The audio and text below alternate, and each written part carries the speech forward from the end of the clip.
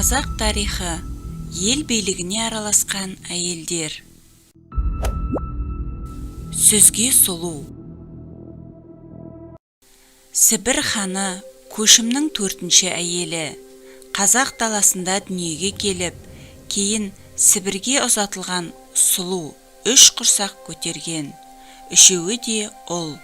Атасы арғыннан шыққан, Мейрам сопы Қасым ханның кеңесшісі болған. Даналығымен, батырлығымен, тектілігімен ерекшеленген жан. Сібір хандығының астанасы Сүзге Тура деген қала болған. Бұл қала осы Сүзге сұлудың құрметіне салынған деседі. Сүзгеннің тұрағы деген мағынаны береді. Хан сарайындағы ақындар мен әншілер Сүзгеннің ақылдылығын, сұлулығын, адамгершілігін, батылдығын аса жоғары бағалаған. Сүзге ханым туралы аңыз әңгімелер көп. Бір аңыз бойынша Сүзге ханым Көшім ханды құлаған кезде 1 ай бойы Сүзге Тураны жауға бермей бекініп жатқан деседі.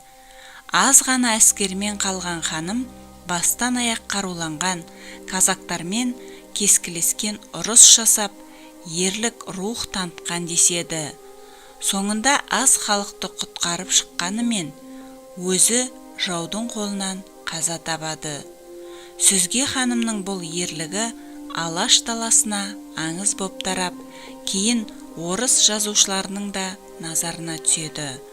1896 жылы осы дастанның желісімен композитор Корнилов Сүзге операсын жазады.